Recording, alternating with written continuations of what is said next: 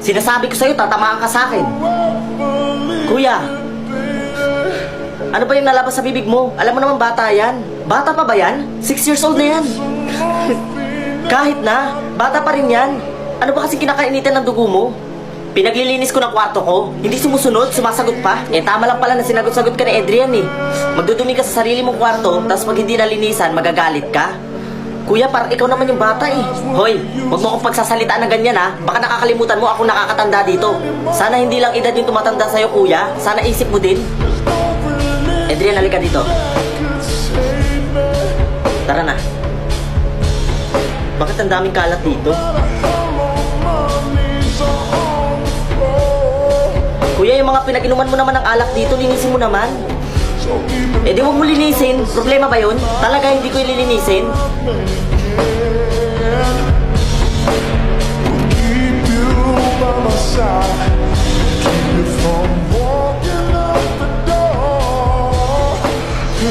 Bakit kulang to na 1,000? 5,000 dapat to ah.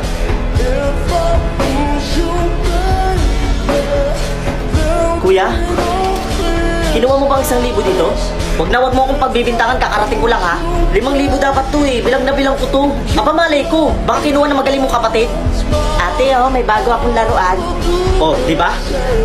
Adrian, kumuha ka ba ng pera dito? Pinagtatanggol pa makita kay kuya, tapos kukupitan mo ko? Ha? Ano, sumagot ka? Aminin mo, nasa iba yung 1,000 ko? Ha? Ay ko ate, hindi ko kaya. Sakit-sakit na po. Tapos lahat? Ha?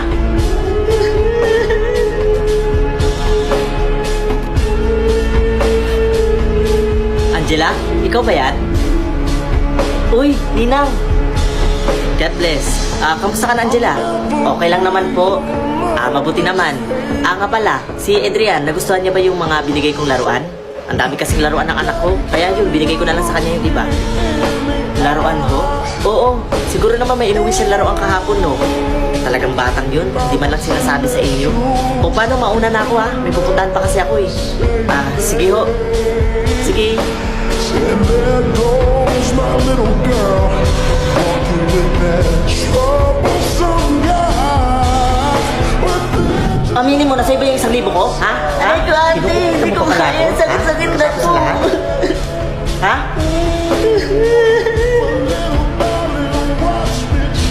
Bakit ang daming kalat dito?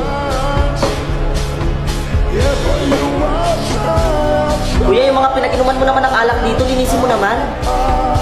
Eh di huwag mo linisin. Problema ba yun? Talaga hindi ko ililinisin?